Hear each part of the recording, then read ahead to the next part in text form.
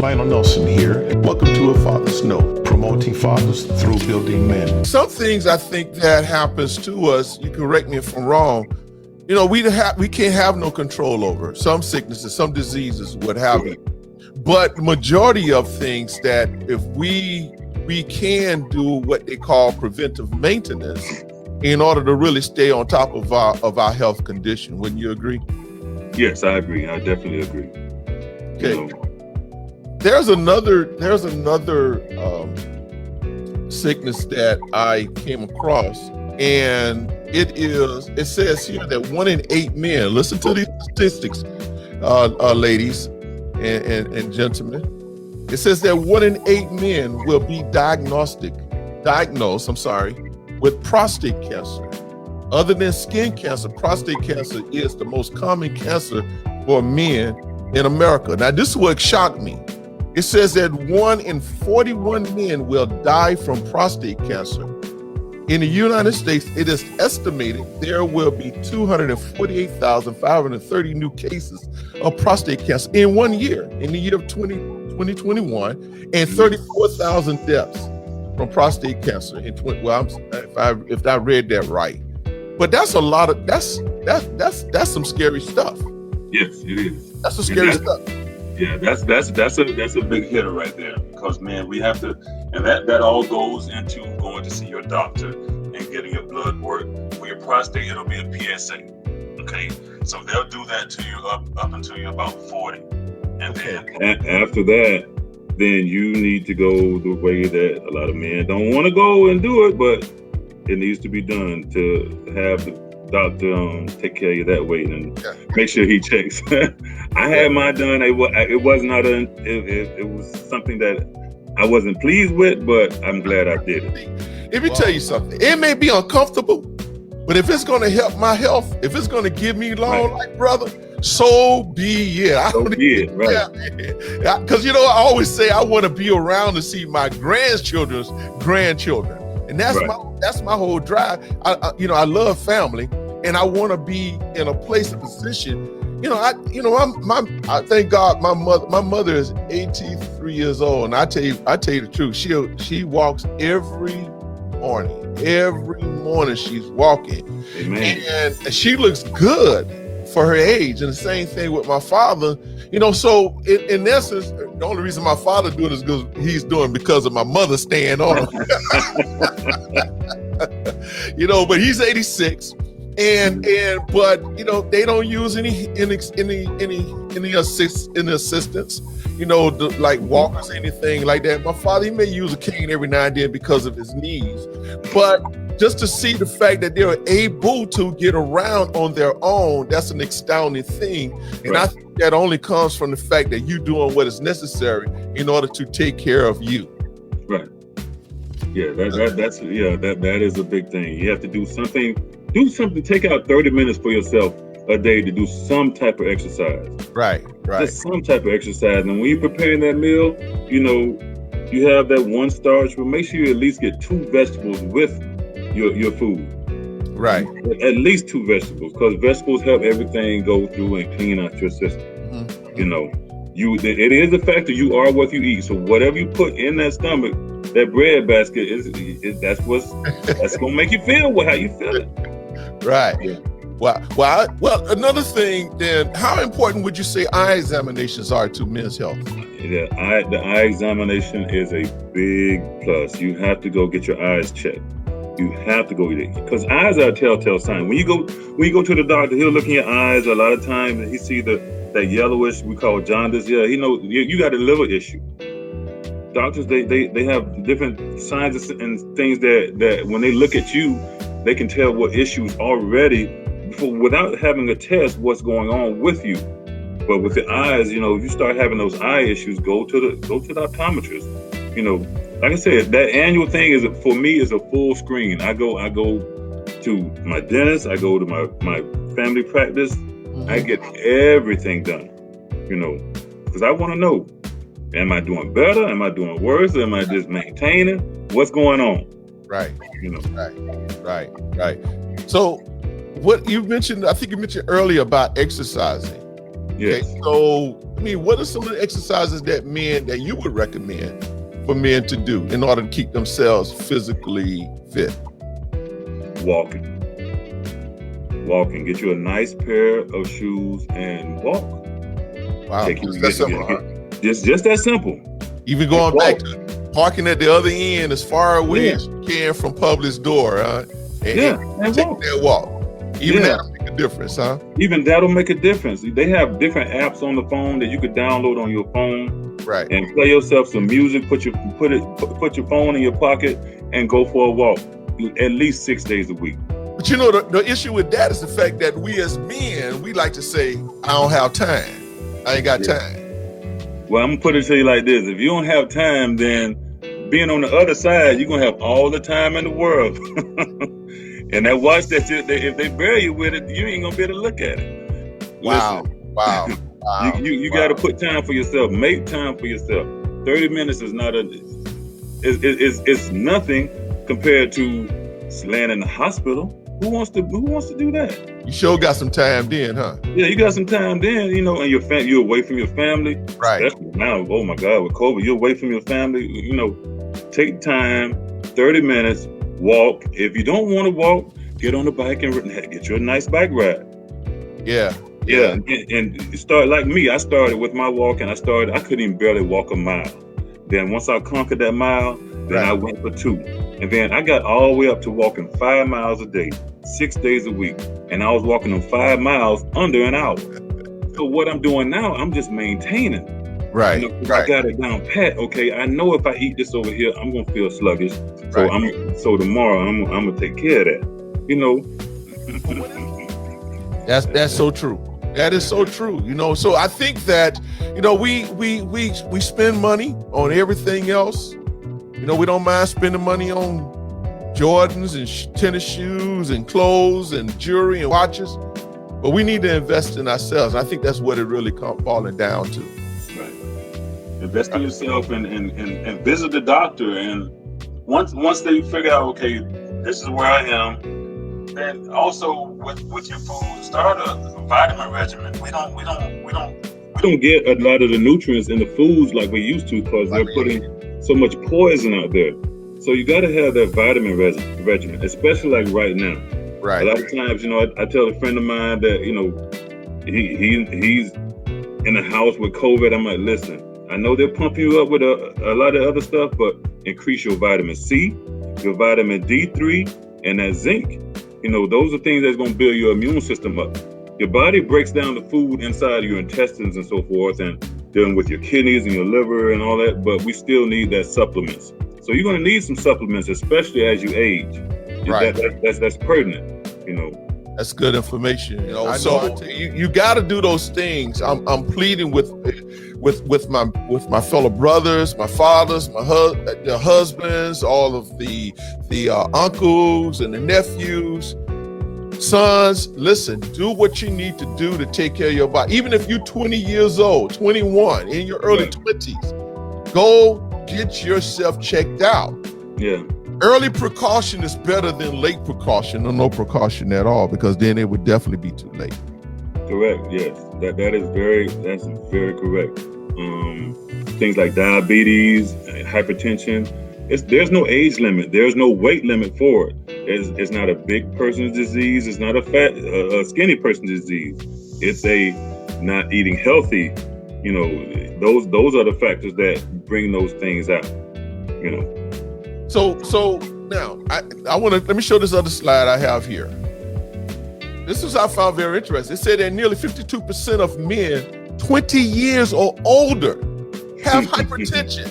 Yep. 20 years? Yeah. 20, you mean you tell me you can have hypertension at 20 years old? And not even know it. Listen, hypertension is abnormal high blood pressure. This is the stat that says that from 2015 to 2018, 51.9% of men 20 years or older measured with high blood pressure and or were taking anti-hypertension medication. That is crazy. Right. Yeah. That's crazy. Yeah. And we think that we superheroes, we untouchable. This is your health, man, is important. Listen, can you imagine the effect. I know you the guest, bro. I ain't trying to talk. No. You know, just to think. Let me say it this way. Just to think of the effect that you can cause on your family, your wife, your mother, your loved ones, your children, by you not taking care of yourself like you should. Don't be bold and cocky. They're not giving no trophies and no Oscars out for who can, for a man who can endure pain. Man, bunk the pain. Yeah, right. If I got pain, let me listen to it and let me go and do what I need to do about it. Exactly. Yeah. And another key factor I want to point out is this. If you've already been diagnosed with diabetes or high blood pressure and you're on that medication, listen, because a lot of people, men and women, they fall short of doing this. If the doctor has prescribed to you, say for instance, high blood pressure medicine, a lot of people make the mistake by just, hey, you need to take this at 3 o'clock and at 10 o'clock. Right. No. Talk to us. The reason I'm telling you no is before you take that, always check your blood pressure. Okay. So if your blood pressure is fine before you take that medicine, do not take it. Okay. This is because doing that, continue to take it. The reason being because your body, your body becomes you can't wean yourself off of it. So your body becomes, hey, I need that. It's like a drug. And it is a drug. You can't wean yourself off of it. So if the doctor tells you you're going to be taking this the rest of your life, he lied to you because he or she knows that you're going to be lazy and not check your blood pressure. The same with diabetes. If you're on an insulin shot, you're taking an insulin Novolog or whatever it is, right. You need to check your numbers before you give yourself a shot. Because if your numbers are fine, you do not have to do that. And I'll challenge any doctor on the boards to tell me that I'm wrong, because that's what they teach them. But they don't tell the patient that, because guess what? They want to keep the patient like a revolving door. They're not going to tell you that, hey, Walt, you need to go and before you do that, check it every time. Right. Because they know you're going to be lazy by yourself. So stop being lazy by yourself. It takes 2 or 3 seconds to pop your finger or to get your blood pressure cuff at home, check your blood pressure before you take that medicine. I own one myself. I'm going to tell you, listen to you talk. This is what I would say to that. Number one, I don't claim no sickness. Right. Amen. High blood pressure. I did not claim hyperthyroid. I did not claim it. Now listen now, audience. I didn't say I'm ignoring it. I just didn't claim it. Why? Because I got to train my mind that no, but I'm going to do what the doctor tells me to do, because at the same time, guess what? I'm going to do those things that are necessary so I don't have to take high blood pressure medication for the rest of my life. So I don't have to take those hypertension thyroid pills for the rest of my life. And I'm going to tell you right now, where the dosage that I was taking back in 2007, it's what I take right now is basically a water pressure pill. Basically, I think they call it a water pill. Water pill, yes. It's a water pill.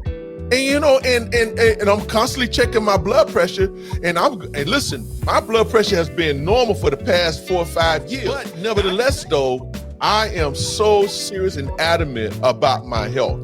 I am, and I challenge every one of my brothers out there. Do the same. Don't be afraid. There's nothing afraid about it. And just like what you said, even if you don't have insurance, do something where you can. I don't know what a doctor visit is, the cost of a doctor visit is today. Even if it's $150, listen, you probably blow that away in a week anyway, on junk. They blew it last night at the club partying. Absolutely. Yeah, so, spend it on yourself, I guess the thing is are you worth it?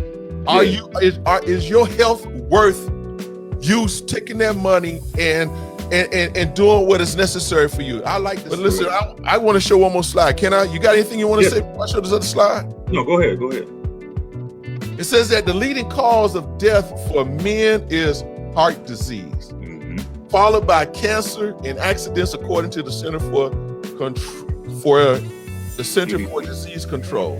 Also, according to the CDC, nearly 348,000 men died of heart attack disease in 2017, equating to 1 in every 4 male adults. It says in 2018, nearly 16 out of every 100 adult men smoke cigarettes. Stay away off that stuff there. And before age 50, men are more prone to hypertension than women are. Okay, so, but that's some astounding stats, man. Yeah. We lost 348 brothers to a heart attack in 1 year. Think about that. Yeah, that's a lot. At this day and age with technology, like I say, you go to the doctor and try to figure this thing out. You know, it's not about being macho. There's no machoism about it. You know, if you got a group of buddies, y'all sit and talk. Be like the young lady posted. Have some accountability. Have a friend that's going to be accountable. Hey man, you all right? How you feeling? You know, I want somebody to check on me. You know, we need to. You know, it's an interesting thing too. You know, you mentioned about your friend who died alone. You know, who could not even call 911. You know, my thing is that, okay, hey, what if there was an accountability partner for him? Right. It's what if, you know, it's a possibility that he would be alive. He'd be right here today. You know? Right. So listen, it's not old, basically based on this stat, it's not old people that are dying. It is not. It's people of all ages that were dying. In your field, in your medical field, what are some of the most sicknesses that you happen to see people, or let me just be specific, men come in the hospital for? Diabetes, heart attacks, kidneys. Oh my God, kidney function. A lot of people, you know, they think they're Superman and they still can drink, and that the kidneys. You need your kidney. Kidney health is I can't preach it enough. I have a friend of mine now that he had a kidney transplant, and the joker went back to drinking. I'm like, what are you doing? At what age? He's still here. He's 47. He's still here. Wow. Kidney transplant at 47. Yeah, I'm like, what are you doing? And you want to go back to drinking? You don't want to be here. Is that the number one cause of kidney failure? Drinking? Well, that's number one cause of kidney failure is hypertension, high blood pressure. Whoa. Yes. Wow. Yeah. Wow. That's why hypertension, high blood pressure is number one, because everything from that trickles down. If you have hypertension, that will affect, you know, it could affect your kidney function, and then with kidney function not being able to filter out those toxins out of your body, you're going to be in a whole mess. And then it goes to the liver, where we have something called fatty liver. Now your liver helps everything go through your bloodstreams and breaks down all the proteins and stuff that we need to survive, and so forth and so on. But with fatty liver, that usually have fatty liver if you're overweight, and with the hypertension, all of that, it goes back to what we put in your stomach. You know, yeah, what we put in our diet and our exercise. You got to get that. I'm gonna tell you, I ate good when I was losing my weight, 6 days a week, and then I had that one cheat day. So I picked the cheat day on Sunday. I said I'm gonna cook a nice meal on Sunday. Okay. But then I'm gonna be honest with you. After I continued eating it, I didn't even want that cheat day. And after I didn't even want it. I just said, cool, I'm not gonna have it. I'm good. So we know that heart disease, hypertension, stress, overstress. You know, that's a topic in itself, because, you know, we as men, we really put a lot on our plate. We really challenge ourselves, especially in a lot of things. And there's so many things that can cause hypertension, that can cause stress on us. And we just got to learn how, you know what? And this just came to me. You've got to, listen, man, do this for you. Take a day off. And I'm not just talking about a day off from work. Just take a day off from everything. Find you a little corner. If you got to go in your car, if the house is too crowded and noisy, go in your car, turn on the radio, turn your air conditioner on, and do some woosah. You know, just relax. Just clear your mind. You got to have that space, or find something that would bring some tranquility within yourself, no matter what it is. Even if it's reading a book, or don't watch a basketball game or football game, because that just make you all more hyper. But put on some peaceful, quiet music. You need time to yourself so that you can get away from life itself. Now, I'm not saying disconnect now, but step away where you can really relieve yourself. Just give you one day, even if it's just an hour, same time, same back channel, to tend to you, because you need that. To be able to get away. You got to have that space.